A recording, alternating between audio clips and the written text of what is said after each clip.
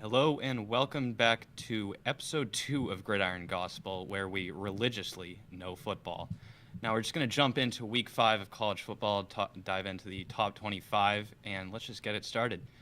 Number 1, Ohio State, moving up to 4-0 with a 24-6 win over Washington on the road. Julian Sayin, 22 for 28, 208 passing yards, 2 touchdowns. Heisman hopeful Jeremiah Smith, 8 receptions, 81 yards, and a touchdown. Pretty good win on the road against Washington, if I do say so myself. Jason, do you have anything to add to that? I'm a little bit worried about saying because the stats don't really pop out. What do you think? You know, it's a bit of a slow start, I will admit, but if he just keeps up with this progression, if he maybe increases his yardage a bit, I don't know, if gets Jeremiah Smith a couple more yards, starts maybe sharing the ball a bit with Ennis and all those guys, maybe gets the run game going. I think we're headed towards another good year. I will also say true freshman Bo, no, actually Lamar Bo Jackson, government name there. Yep. He's looking pretty good. You know, And I would say I was a little bit worried after there was a scoreless first quarter. Not gonna lie. yeah, that was a bit rough to watch, but we progressed and we got the win, so that's really all that There matters. you go. Yeah. Moving on to number 2, Miami, who had a bye week this week. They're still at 4-0. Uh, a bit of a tough schedule, or not so tough schedule coming up. I mean, their toughest matchup, in my opinion, the rest of the year is at Florida State, who That's not tough at all. yeah, who recently dropped a game. Now we're gonna move down to number 4. Now we're gonna move down to a previous number 3 in Penn State, who dropped a game against Oregon, 24-30 in double overtime. Drew Eller, 14 for 25, 137 yards, a pick. Katron Allen, 12 carries, 54 yards, and a touchdown. Jason, I know your history with Drew Aller. What do we have to say on that? I'm gonna save some words for next episode. I will also save a lot of things I want to say. I am just gonna say this because I want to keep this respectful and save it for the next time. So, Penn State looked awful that game. I would say Drew Aller looked horrendous as usual, and I would say the fact that your NFL scouts are saying he's a first round pick, I'm like, do you even have a brain? Do you have anything going on through your mental mind? Like, why are you throwing a pass of first down to triple coverage near the sideline? Meanwhile, the guy you're passing to got absolutely hammered. What are you doing? You know, I'm blaming Aller and whoever the offensive coordinator is. I don't know what his name is, but what are we doing? The only good player on the offense was Katron Allen, because that guy seemed like he cared. Everyone else was like, bro, what? certainly a lot to be concerned about in State College with Penn State. Also, just a correction. Miami is now the third-ranked team. Oregon is the second-ranked team. But As they should. we'll get to that in a bit.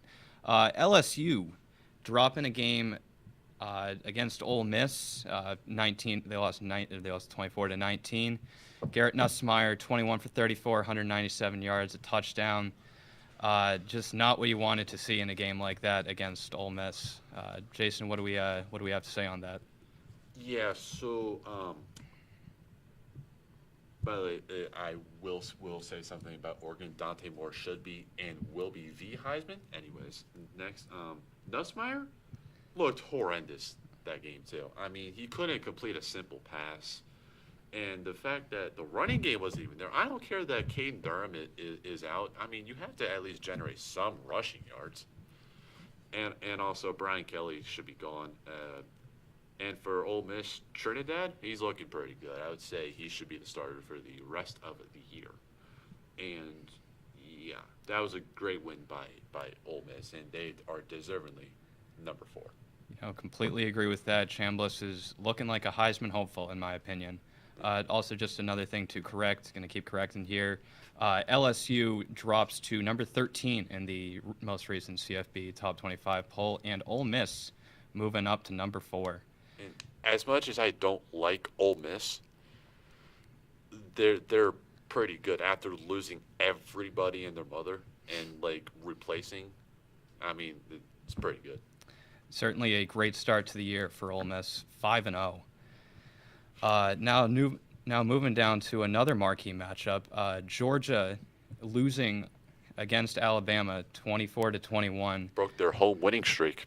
Yep, 22. If I'm correct, it was a large 33 game win streak at home, as Georgia moves down to number 12 in the AP poll, and Alabama moving up to number 10.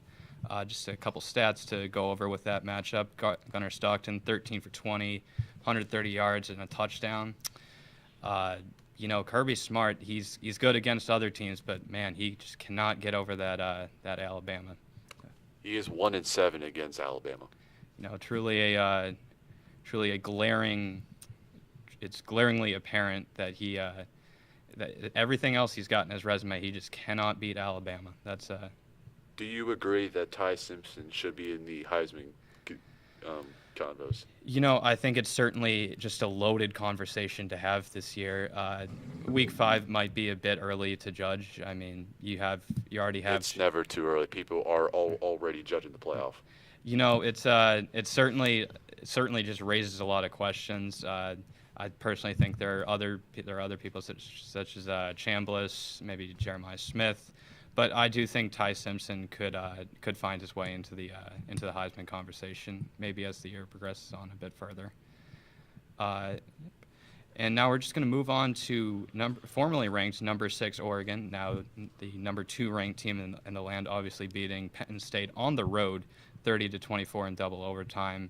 Great win. Dante Moore's statement win. Very good. 29 for 39, 248 yards, 3 touchdowns, and that's I'll tell you what, that is a tough place to play, especially in a night game, and he proved a lot of people wrong, I think, with his performance there. A lot of experts said Penn State, and they will finally get over the hump, and say James Franklin will finally have his 5th win against a top 10 team, top 25 team, whatever, and they were clearly wrong, because I knew Oregon was going to win, because I watched Dante Moore play. He's very good. That man can ball. That man can throw the leather pretty good. It's certainly just a statement performance from Dante Moore. But it does, Jason, to your point, it does raise a lot of questions about James Franklin and if he should be considered to be on the hot seat at all. He already is. In Penn State. I mean, if I'm a Penn State fan personally, I'm not satisfied with his performance over the recent years. I realized that you had a bit of a run in last year's college football playoff.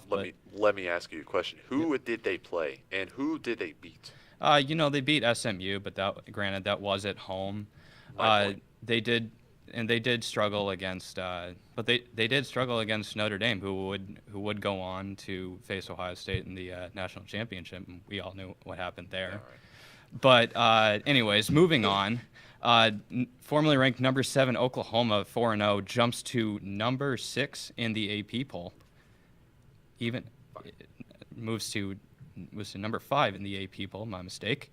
They had a bye week, but they got a couple. They definitely have a couple tough games upcoming in this. They need Mateer back now, because their schedule is looking awful. I mean, good Lord. Yeah, certainly. I would argue they have one of the toughest upcoming schedules. They obviously have the Red River rivalry against Texas. They have Ole Miss at home, on the road against Tennessee, on the road against Bama. They got Missouri at home and LSU at home. So definitely a very tough schedule upcoming for them. Now, at least they have a bye week in Kent State though, so they can. That's like a confidence game for them before they take on the. Wow. Okay. Yeah, definitely a tough upcoming schedule without their starter quarterback and John Mateer. Now, moving down to formerly ranked number 8 Florida State, and we have an early candidate for upset of the year as Virginia taking down Florida State 46-38 in double overtime.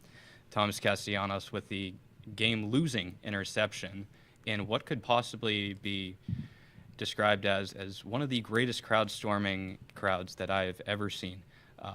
Virginia, obviously, going into this game unranked, beating a number 8 Florida State team. And, with that win, they actually move up to number 24 in the AP CFP poll. Where was the defense? Well, there was zero defense being played by Florida State. You are a top 10 team, and you are not playing a single lick of defense against Virginia of all teams. Certainly a tough game for Florida State as they're going to leave scratching their heads, but they do have a very good game. Number 2 Miami at home. That'll be a 7:30 kickoff, I believe, on ESPN. So that'll be Miami's got that. Be a great game to watch. Oh, totally. Yep. Moving on to formerly ranked number 9 Texas A&M, etching out a win against Auburn. Marcel Reed, 15 for 22, an INT, 207 yards. The story of the game, Le'Veon Moss, 2 great football names, 21 carries, 139 yards, and a touchdown. Texas A&M moves up to number 6 in the college football rankings. That game made me so mad because I don't know if it was awful offense or just really good defense. I could not tell with what I just watched. I mean, Jackson Arnold getting sacked more than 5 times is apparently a usual in Auburn football. But Le'Veon Moss, there you go. Like I told you, Le'Veon Bell comparisons. I don't care what anyone else says. With a first name like that, it's definitely going to draw comparisons to legendary Pittsburgh running back. More than legendary. Obviously coming from a Steelers fan there. Number 10, Texas, with a bye week. They're 3-1. Actually moved up to number 9 in the AP poll. Obviously with that loss against Ohio State. They do have a bit of a rough schedule upcoming. They got Vandy at home. They got Oklahoma in the Red River rivalry, as previously mentioned. They're at number 5 Georgia. That'll be a very good game. And in rivalry week, they have Texas A&M at home. And that's certainly a tough schedule. Just going forward. I would say it's going to be a close matchup between Oklahoma. I'd say they got the bag with Kentucky, Florida, Mississippi State's going to be tough. I know that for sure. For any of you football fans who watch Tennessee and Mississippi State, I don't know how that game was close. Georgia, I don't think they got that after Arch's performance. I mean, no. Arkansas, no. The Texas got that, and then A&M's obviously going to be a great game. Yeah, certainly going to be a great slate of games moving forward. As we now move over to previously ranked number 11 Indiana at 5-0, they are now number 8 in the AP poll, coming off a 20-15 win versus Iowa. Fernando Mendoza, 13 for 23, 223 yards, 2 touchdowns, and an interception. Very good game from the Indiana quarterback. That performance also dropped his Heisman odds too. Interesting that that performance dropped his Heisman odds. It was a typical Iowa game, and that screwed over Mendoza's odds. He's just certainly a good quarterback, and I definitely want to keep my eye on that quarterback. He went from 1 to 6. Went from 1 to 6. That's a steep drop off, but definitely a quarterback to keep your eyes on as the season progresses. Going to quick jump down to previously ranked number 12 Texas Tech, now number 11 in the CFB poll. Another team on bye week, but a bit of an easy schedule besides number 25 BYU at home, which is upcoming. That's not that hard. Yeah, should be a pretty good win as they look to stay in the top 12 for the CFP in the future. Previously ranked number 13, Ole Miss, obviously with the 24-19 win against LSU. Trinidad Chambliss, 23 for 39, 314 yards, a touchdown, and an INT. Statement win for Ole Miss as they now jump to number 4 in the CFB poll. That is quite of a jump. I don't think LSU was playing like a top 4 team, but then again, rankings apparently matter in this world. So you know what? Congrats, Ole Miss. Ole Miss, bit of a tough schedule upcoming. They are at number 5 Georgia and at number 7 Oklahoma, so it'll be exciting to see how those games progress on. If they can win both of those games, I would say they're in the contention for the SEC championship. Certainly an interesting thing to keep your eye on. Number 14 Iowa State, actually staying at their previous ranking of number 14 in this week's CFB poll. Uh, 39-14 win versus Arizona. Rocco Becht, 14 for 20, 243 yards, and INT, along with Carson Hansen, 19 carries, 63 yards, 2 touchdowns. Overrated. And we have a hot take there from our co-host Jason. Jason, how can we describe them as overrated? I think Iowa State's overrated. I mean, I don't think Rocco's even. I mean, don't get me wrong. He's a good quarterback, not a great quarterback. I mean, I just don't see the hype in Iowa State. I don't care if they beat Kansas State. I don't care if what ranked team had they like real ranked team had they played. You know, they certainly haven't beat their at least their schedule resume has not been there. I will say this: they are getting the Penn State treatment. Overranked. You know, certainly a hot take there. Very hot. Yeah. Now we're going to move on to number 15 Tennessee, 4-1 with a 41-34 win versus Mississippi State. Joey Aguilar, 24-40, a touchdown and 2 picks. Bit of a close one if I'm a Tennessee fan. Would you have any concerns just moving forward? No. No concerns. Joey football is playing his best right now. I love me some Tennessee football. All right, great to hear from Jason. And Tennessee also another SEC team with a tough schedule upcoming. On the road against number 17 Alabama, that's upcoming. At number 7 Oklahoma. And they have Vandy at home too, so that'll certainly be a good game to watch. Moving on to number 16 Georgia Tech, actually dropped a spot, even with the win, 30-29 in overtime against Wake Forest. Haynes King, 28 for 42, 243 yards, 106 rush yards, and 2 rushing TDs. Despite that stat line, it still was too close of a game if I'm a Georgia Tech fan against a team like Wake Forest. I don't care if it's on the road. You need to show up against Wake Forest because Robbie Asher is in his 4th school in his 6 years. I don't know how that's even allowed anymore. I thought the COVID years stuff was over with. But apparently, Ashford, don't get me wrong, the stats showed he was awful. But yet again, if you really watched the game, you would know he tore up the defense, him and the running back. But I will also say this, give Haynes King some Heisman treatment. That man is just carrying Georgia Tech. You know, he certainly had a heck of a season and that rivalry game at the end of the year. Georgia fans, I would put yourself on high watch with that game because they're coming. I think Haynes King's better than Gunnar Stockton. I don't care if Haynes King can barely throw a football. I mean, I still think Haynes King's better. You know, certainly a great take there. And you know, I think that rivalry's renewed, and especially in recent years. They had that crazy overtime win. Georgia obviously had that overtime win last year. I'm still mad about that game. Still holding a bit of a grudge. Absolutely. Based off that game, always good to hear. Oh, yeah. Number 17, Alabama, previously ranked, I should say, jumping up to number 10 after that win against Georgia, 24-21. Too low. Yep. It should be ranked higher according to Jason. And we have Ty Simpson, 24-38, 276 yards, 2 touchdowns. Just a great win against Alabama, especially with those questions coming after that Florida State loss. I would say they should be above Penn State. Granted, I'm also the guy who thinks Penn State shouldn't even be ranked, but like they should be above Penn State. I was wrong about Simpson. After watching that Florida State game, I was like, oh, he's just awful. I was wrong. This guy's pretty good. You know, a certain change of mind is always suits somebody well. Just to cover the rough games that Alabama has coming up, number 18 Vandy at home. That's obviously the college game day big game. They're at number 20 Missouri, number 15 Tennessee at home. LSU at home, Oklahoma at home, and on the road against Auburn to end the season off.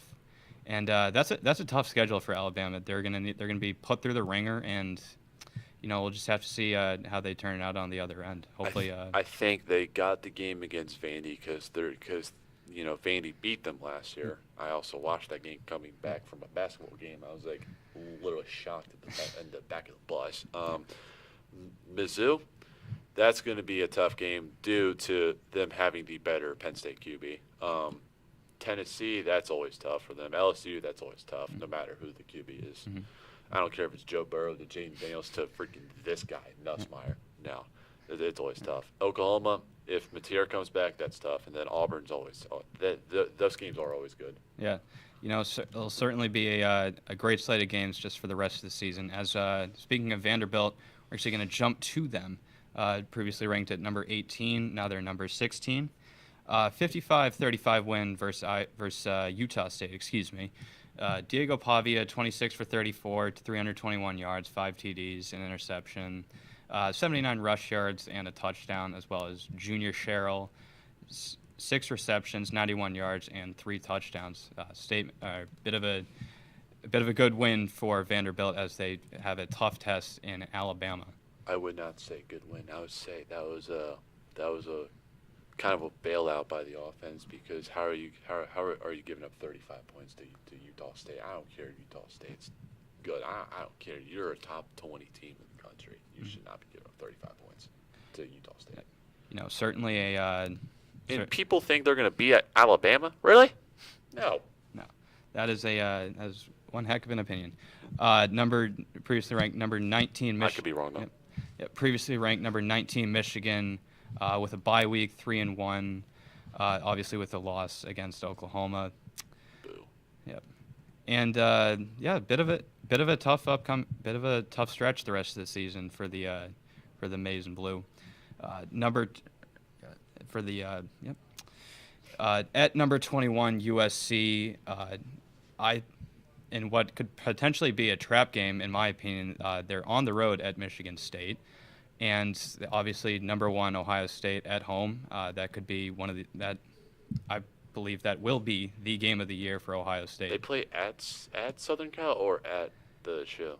They're at home against Ohio State, and they're in Southern Cal. All right. And they're on the road in Southern Cal, so that could be a tough matchup. Yeah, that's always tough. Number 20 Missouri with a win against UMass. Not really a marquee win there as they progress forward in their season. Obviously, number 17 Alabama at home, as we previously mentioned. They're on the road against Auburn. I believe that could be another trap game. When you play UMass, you should obviously break some records. And Prebola did that. I think he had like 28 straight completions. Yeah. I think that's what I saw.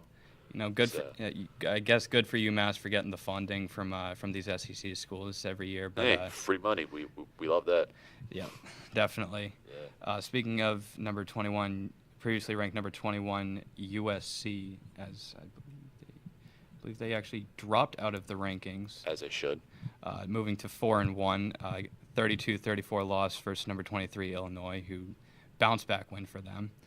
Jaden Mayava, 30 for 43, 364 yards, 2 touchdowns, and an INT. He's got to lock in. Definitely needs to lock in for the rest of the year. He needs to lock in because that defense is not doing him any favors. I don't know what Lincoln Riley's doing over there, but yet again, at least they don't have Miller Moss anymore, so they can actually have a half-decent team. Mm-hmm. Certainly going to need to lock in against Michigan at home, on the road against Notre Dame. They will, it's fine. And at at Oregon too. So that's always tough. Certainly a tough upcoming matchup. Moving on to previously ranked number 22 Notre Dame, now moving up to 2-2 with that a 500 record. As they beat Arkansas 56-13. CJ Carr 22 for 30, 354 yards, 4 TDs. They got their coach fired too. Yeah, they did. Jeremiah Love adding 14 carries, 57 yards, and 2 TDs. 2 receiving TDs too. 2 receiving TDs. Give that guy some Heisman props. I completely agree with that. I know I'm flinging out the Heisman word early, but I mean it is true. He really deserves it. Yeah, certainly a word you can't exactly just toss around, but I think Jeremiah Love is deserving of it.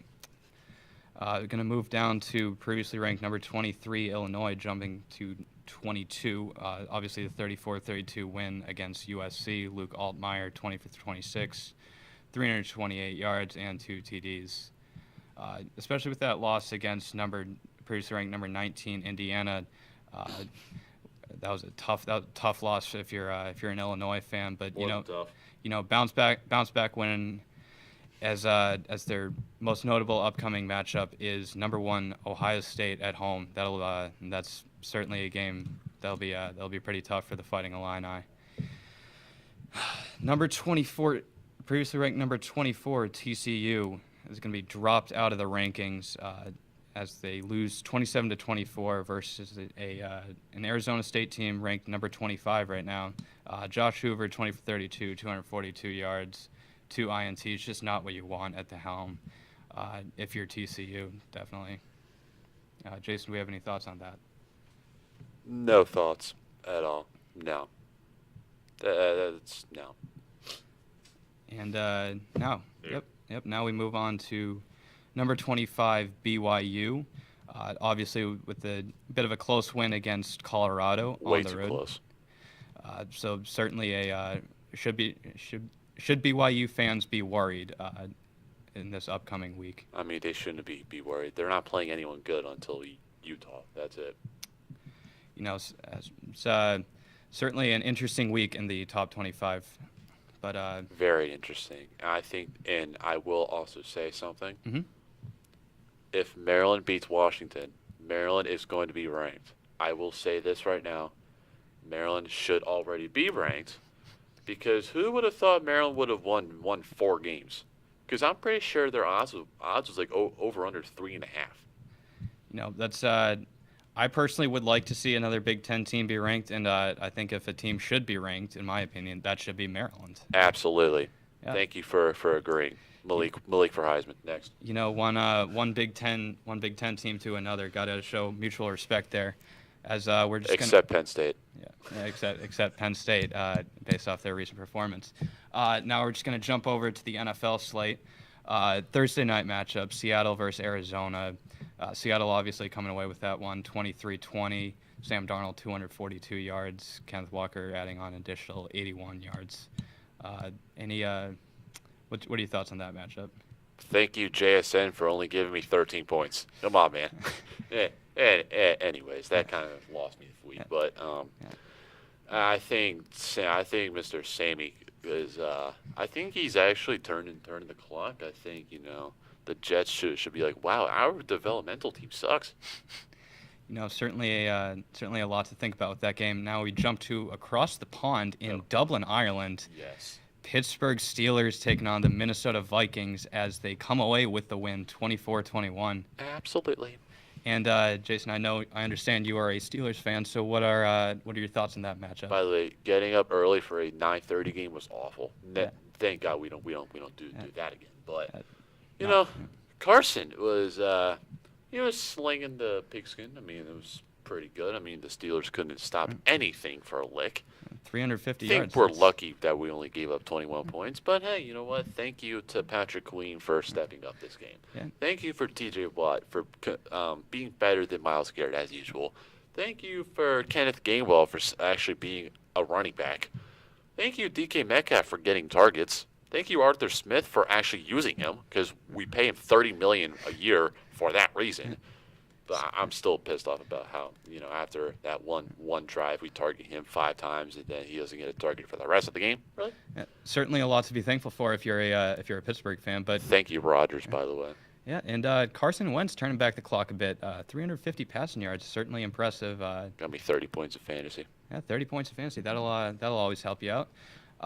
Next we jump to Washington and Atlanta. Atlanta coming off that terrible loss to Carolina, but they do get the bounce-back win, 34-27. Michael Penix, 313 yards. Bijan Robinson adding on another 75 rush yards. And, just a great bounce-back win for the Falcons, if I do say so myself. I would say Washington fans should not be worried about this game. Wonder why? Because Daniels is coming back this week, everyone. Doctors have cleared him. He is fantastic. And I think they should be glad Marcus Mariota isn't throwing the ball anymore, which sucks to say because he was one of my favorite college players. But, yet again. Michael Penix finally locking in. Yeah, just a great win to see if you're an Atlanta fan. Next, we're just going to move over to New Orleans in Buffalo. Great matchup for the Bills. That was too close of a game.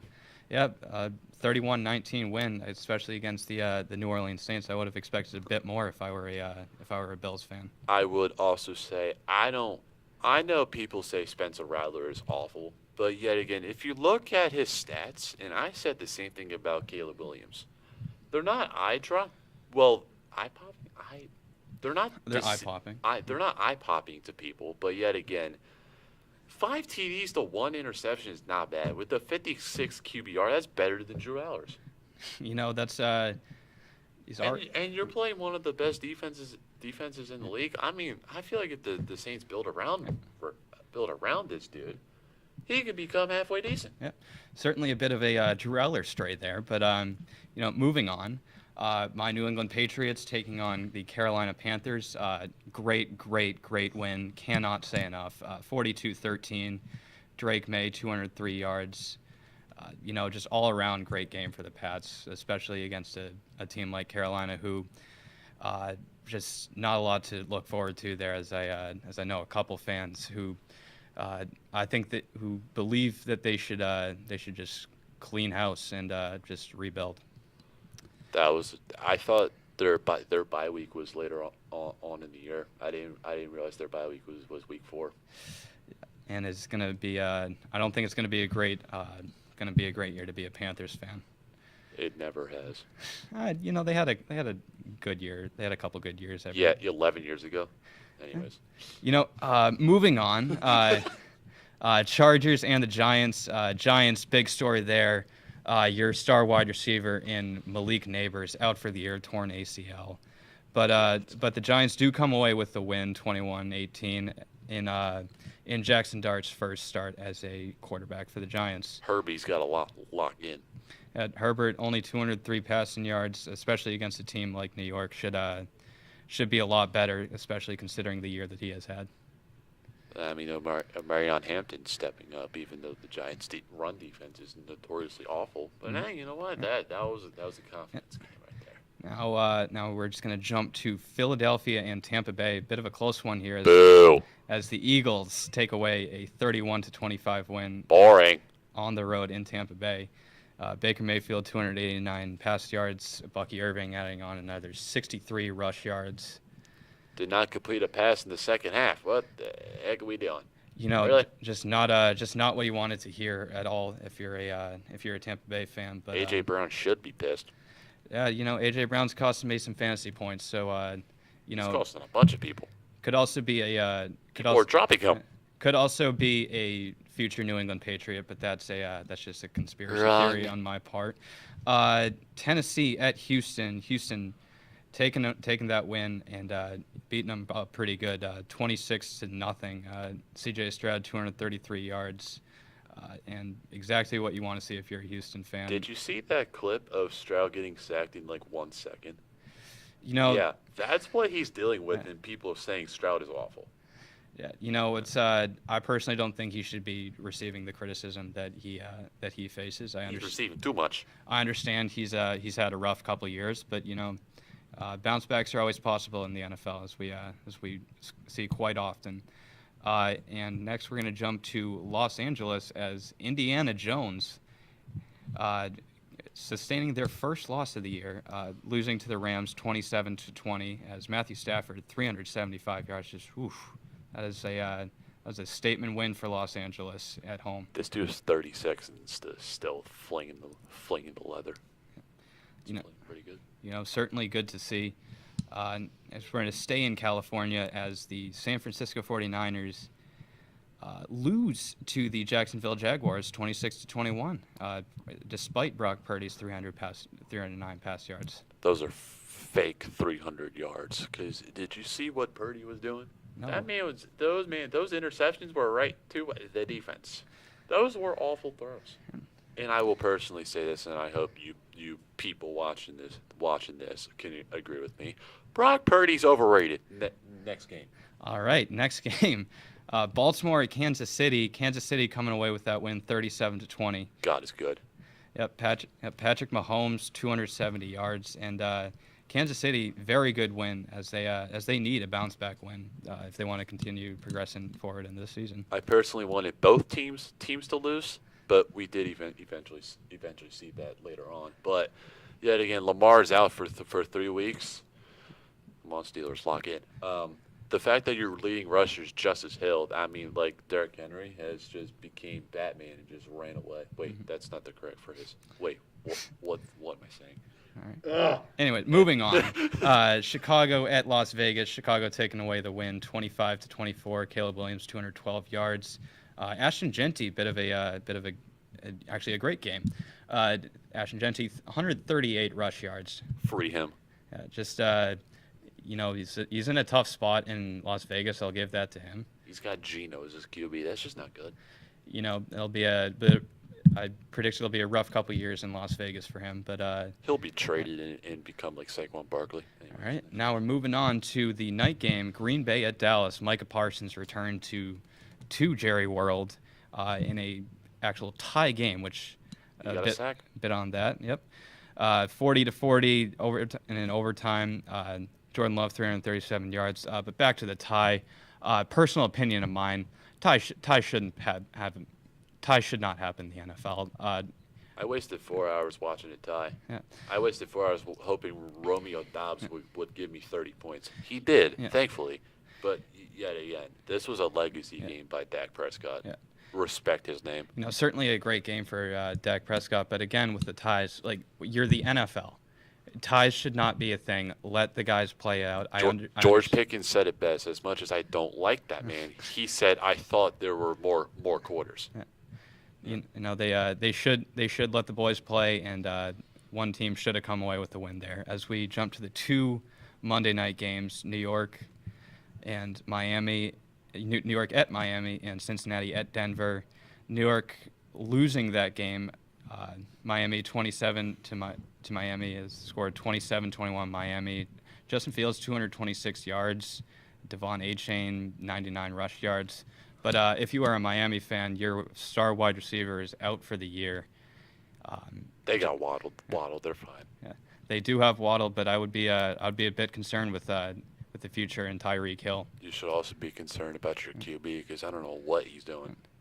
Yeah, and final game of the week, Cincinnati at Denver. Cincinnati missing the days of Joe Burrow as they lose 28-3. Bo Nix, 326 yards. J.K. Dobbins, maybe throwing it back to his Ohio State days, 101 rush yards as Denver takes away the win. Joe Burrow cannot save this team. Not even Jesus Christ can save this team. That was arguably one of the worst performances I've ever seen. They have more penalties than first downs. Certainly a hot take, and we are 11 penalties to 9 first downs. Yeah. Certainly a fire everyone. Certainly a wild take there. It's not wild when it's true. That'll be a wrap on week 2 of Gridiron Gospel. As always, go check out our Instagram at gridiron.gospel as well as our YouTube page, Gridiron Gospel. And thank you very much to Duquesne TV for allowing us to film in the studio. If you sub, there's going to be more great things coming. Please sub. Yep, we have high visions for this project, so Very high. just stick around and looking forward to week 3. Thank you very much. Great things.